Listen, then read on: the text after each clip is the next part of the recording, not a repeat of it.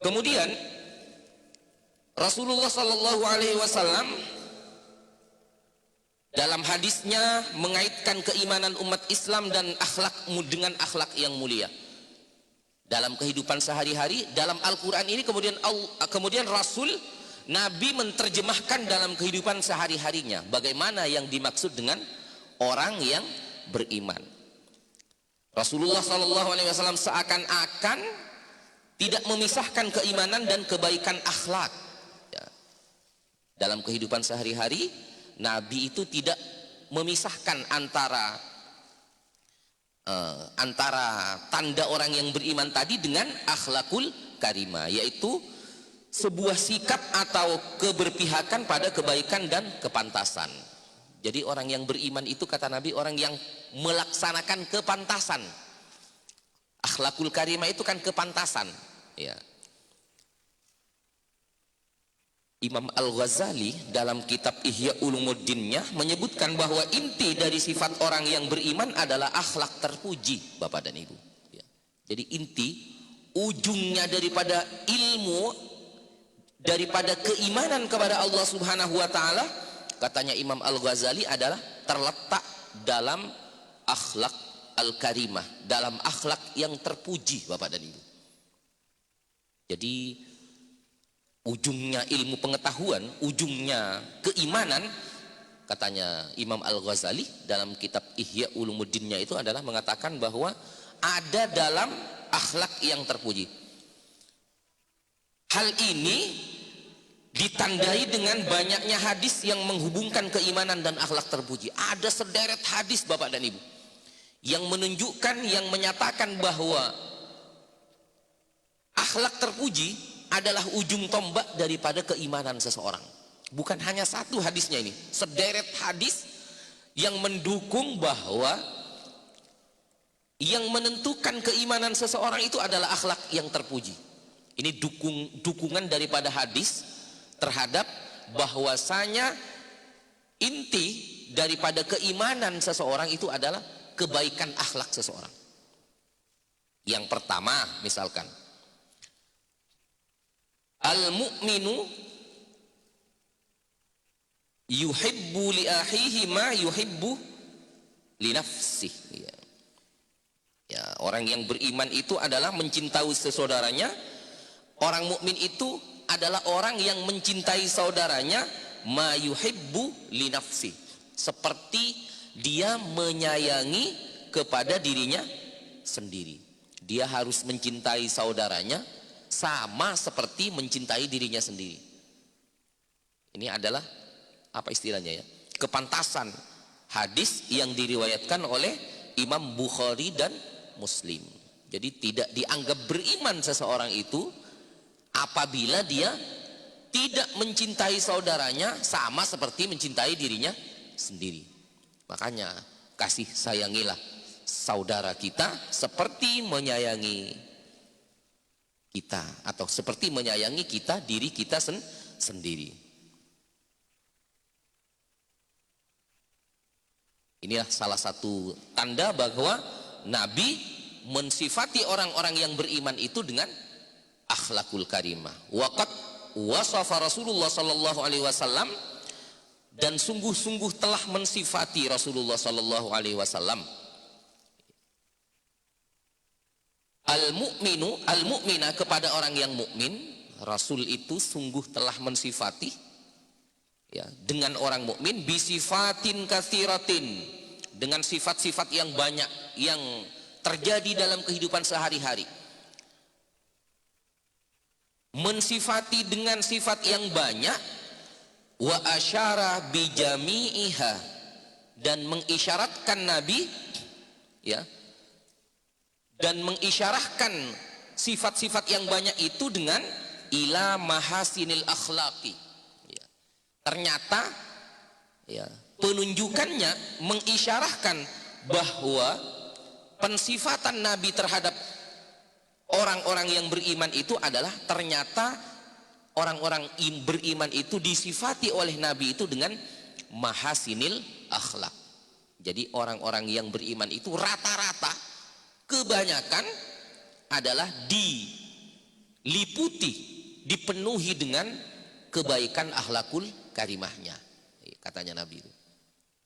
Jadi kebanyakan rata-rata orang yang beriman itu diliputi, dipenuhi dengan akhlakul karimah, rendah diri, ya, sopan santun, kemudian tidak pemarah. Itu namanya mahasinil akhlak. Kalau dalam ilmu tasawuf kan begitu. Sebelum kita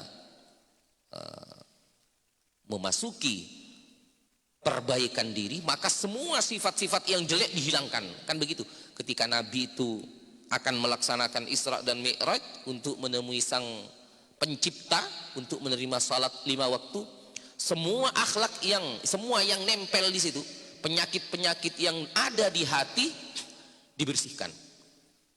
Makanya untuk menjalani orang agar menjadi sufiyah yang murni, semua kejelekan-kejelekan itu dibuang dulu. Pemarah, pemalas, ya, dengki, iri, riak, dibuang dulu. Setelah itu kemudian dimasukkanlah sifat-sifat yang terpuji. Baru orang itu akan tembus, akan mudah untuk menerima apa-apa yang diperintah oleh Allah, akan mudah. Beda dengan yang masih penuh dengan sifat-sifat yang jelek yang ada dalam hatinya, kemudian diberi ilmu, maka dia akan sulit menerima. Diterima biasanya langsung hilang. Itu salah satu bukti bahwa penunjukan Nabi kepada orang yang beriman, untuk menandai orang yang beriman itu, ujung-ujungnya tidak lain dan tidak bukan, itu adalah terletak pada kebaikan akhlakul karimahnya. Itu jadi hadis yang pertama, hubungan persaudaraan antara kita dan saudara kita. Tidak dianggap orang yang beriman apabila kita tidak mencintai saudara kita sendiri sama cintanya seperti mencintai diri kita sendiri. Cintailah saudara kita seperti mencintai diri kita sendiri. Jangan sampai hanya karena masalah sepele kadang-kadang kita lantas tidak mau mengakui saudara kita, apalagi keluarga kita, ayah dan ibu kita, anak kita, hanya masalah sepele. Bagaimanapun besarnya masalah yang kita terima, ayah, ibu adalah ayah dan ibu kita. Bagaimanapun masalah yang kita hadapi, besarnya marahnya kita, anak kita itu adalah anak kita. Jangan sampai tidak mencintai ayah dan ibu kita, jangan sampai tidak mencintai anak kita. Karena sebesar apapun masalah yang kita hadapi, beliau adalah keluarga kita, ayah dan ibu kita, anak kita, paman kita, dan saudara kita. Jangan sampai masalah yang sepele akan menghancurkan, akan meruntuhkan hubungan baik kita dengan sesama keluarga kita. Hadirin bapak dan ibu semuanya yang dirahmati oleh Allah subhanahu wa ta'ala. Terkadang masalah-masalah sepele sebenarnya yang sering kita lihat di hadapan kita bukan masalah besar, tapi karena kita terkadang tak mampu menyelesaikan masalah, akhirnya masalah yang sepele itu jadi kayak gunung. Itu yang sering terjadi, yang sering kita lihat di hadapan kita. Permasalahan-permasalahan modern saat sekarang ini yang menyebabkan kita jauh dari keluarga, padahal zamannya sudah modern. Mestinya tidak ada yang jauh, tidak ada beda saat ini nih. Keluarga ada di Amerika kah, ada di Cina kah, ada di Arab Saudi kah? Zaman yang sudah canggih seperti ini sudah seakan-akan tidak akan dapat memutuskan hubungan kita, wajahnya bisa nampak oleh kita. Hadirin bapak dan ibu semuanya yang dirahmati oleh Allah subhanahu wa ta'ala. Kemudian yang kedua, hadis yang mendukung bahwasanya akhlakul karimah itu adalah ujung tombak daripada keimanan kita. Man kana yu'minu billahi wal yaumil akhiri falyukrim dhaifah. Barang siapa yang beriman kepada Allah dan hari akhir, falyukrim dhaifah. Ini hadis andalan nih. Hadis riwayat muttafaqun alaih. Man kana yu'minu billahi wal yaumil akhiri falyukrim dhaifah. Siapa yang beriman kepada Allah dan hari akhir, maka hendaklah menghormati tamunya. Tamu yang hadir ke rumah kita. Kita tahu Sayyidina Ali itu kalau tak punya tamu satu hari satu malam itu stres Sayyidina Ali. Karena dia bingung, mana tamu ini kok nggak ada ini. Itu Sayyidina Ali. Dari saking menghormatinya tamu, dari saking menganggapnya tamu itu kan, kalau tamu datang ke rumah kita membawa rahmat, pulangnya dia membawa penyakit dia. Kejelekan-kejelekan yang ada di rumah kita ikut tamu itu, dan dibuang di tengah jalan oleh tamunya. Makanya Sayyidina Ali karramallahu wajhah, ketika beliau 1 hari 1 malam tidak ada tamu satu yang datang itu, ngundang orang supaya datang ke rumahnya. Karena Sayyidina Ali itu percaya bahwa tamu yang datang ke rumah kita itu adalah akan membawa rahmat, dan kejelekan-kejelekan yang ada di rumah kita dibawa.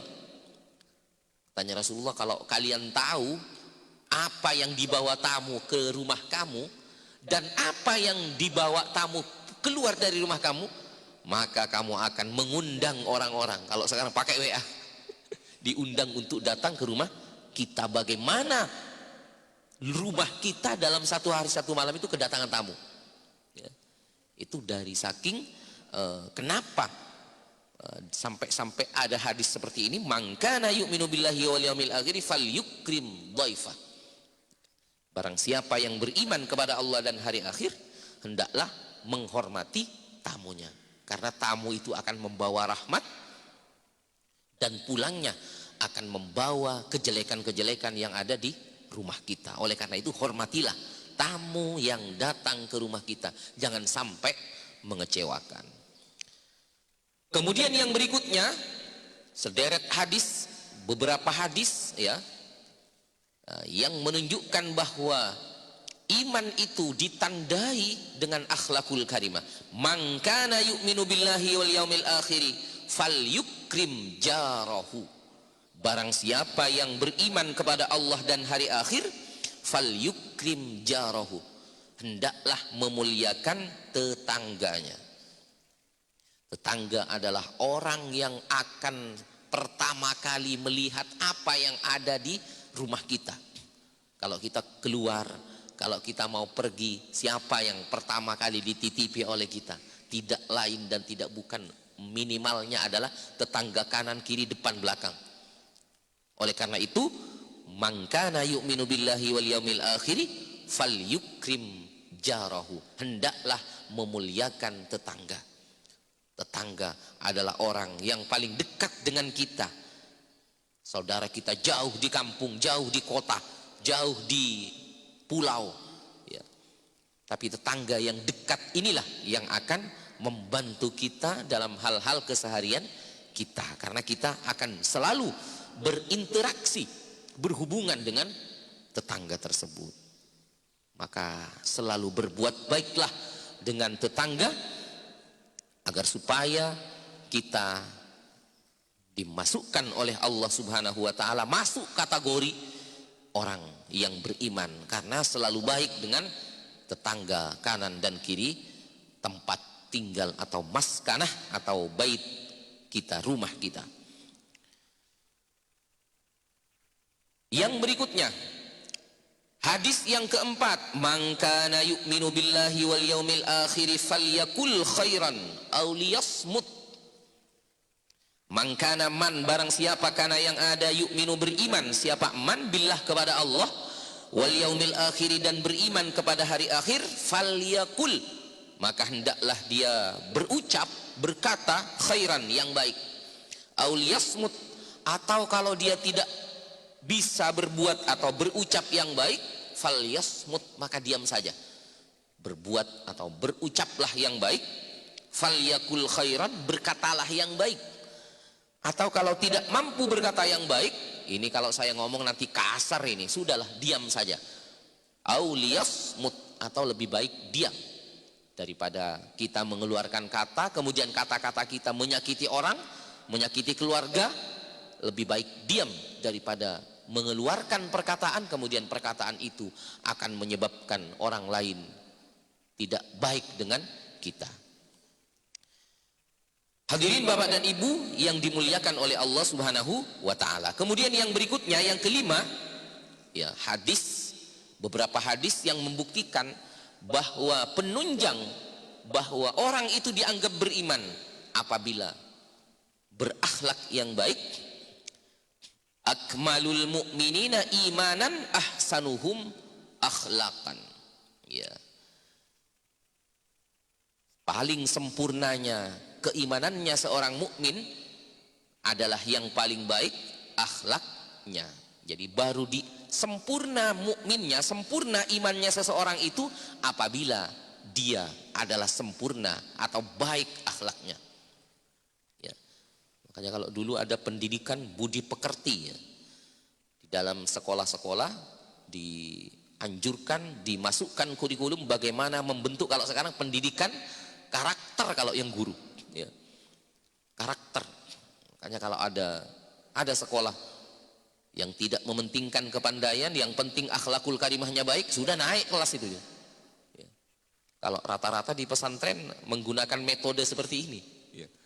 Yang penting akhlakul karimahnya baik, maka dia akan naik kelasnya, karena ujung-ujungnya nanti ilmu akan mengikuti akhlakul karimah. Tapi sebaliknya, orang yang hanya mementingkan ilmu pengetahuan tapi akhlakul karimahnya bobrok, maka akan hancur kehidupannya.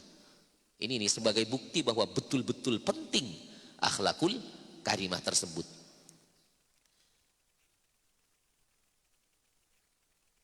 Yang berikutnya,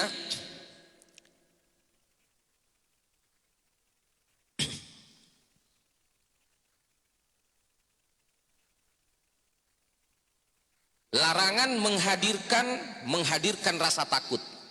La yahillu li muslimin ayyaru'a musliman.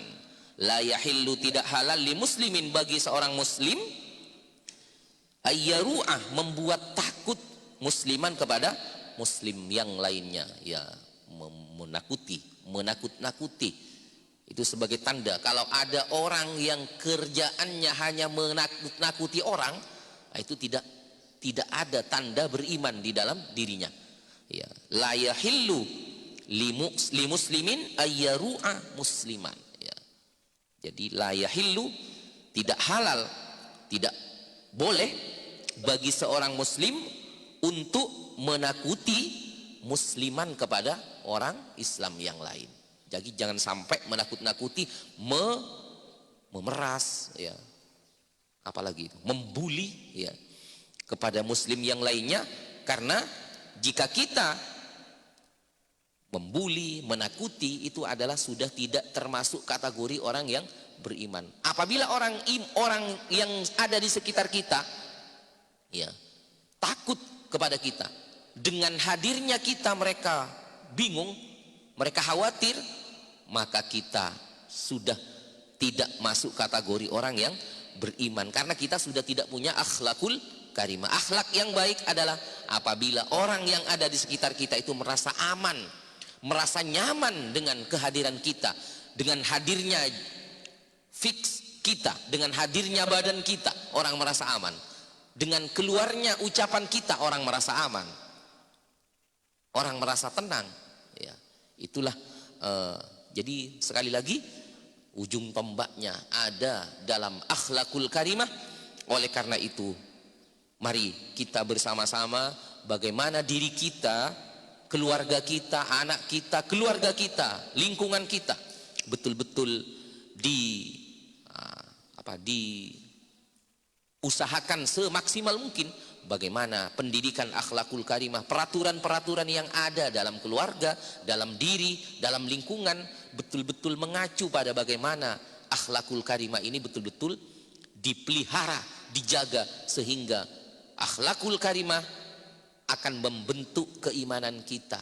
Karena ujung tombak keimanan adalah ada dalam akhlakul karimah. Ujung tombak ilmu sekalipun ada dalam akhlakul karimah. Sehebat apapun orang, apabila tidak ditopang dengan akhlakul karimah yang mapan, maka akan menjadi petaka bagi orang yang berilmu tersebut.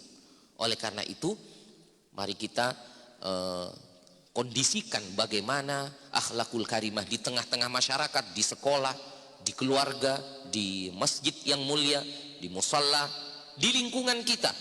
Akhlakul karimah itu betul-betul kita jaga, kita wariskan kepada putra dan putri kita, agar supaya putra dan putri kita menjadi penerus perjuangan kita, menjadi orang-orang yang berakhlak, menjadi orang-orang yang baik, sehingga mereka akan menjadi orang yang selamat kehidupannya, selamat di dunia, selamat di akhirat, selamat dalam pergaulannya. Karena orang yang berakhlak rata-rata akan menjadi orang yang selamat, tapi sebaliknya orang-orang yang tidak berakhlak akan menjadi orang-orang yang rugi, orang-orang yang hancur. Karena ketidakberakhlakannya itulah yang akan menyebabkan mereka-mereka itu tidak dihormati, menjadi orang-orang yang tidak dianggap, menjadi sampah kadang-kadang di masyarakat. Hadirin Bapak dan Ibu semuanya yang dirahmati Allah Subhanahu wa taala, dengan penuh berharap dengan hadirnya dengan tibanya bulan Syawal ini, marilah kegiatan-kegiatan positif yang sudah kita laksanakan di dalam bulan Ramadan tetap kita perhatikan, tetap kita lestarikan sampai bulan-bulan yang akan datang. Jangan sampai karena Ramadan sudah tidak ada kemudian kita lantas lupa, kemudian kita tinggalkan kebaikan-kebaikan yang sudah kita pelajari, kita laksanakan di bulan Ramadan yang lalu. Mudah-mudahan kita semua oleh Allah Subhanahu wa taala dijadikan orang-orang yang husnul khatimah, yang selalu baik, yang selalu berusaha ingin baik, dan mudah-mudahan kita dijauhkan dari sifat-sifat yang akhlak yang tercela yang akan membawa kehancuran bagi kita, bagi keluarga kita. Amin amin ya rabbal alamin. Kiranya hanya ini yang dapat kami sampaikan, kurang dan lebihnya kami mohon maaf yang sebesar-besarnya. Wal afu minkum, ihdinas siratal mustaqim. Wassalamualaikum warahmatullahi wabarakatuh. Sallallahu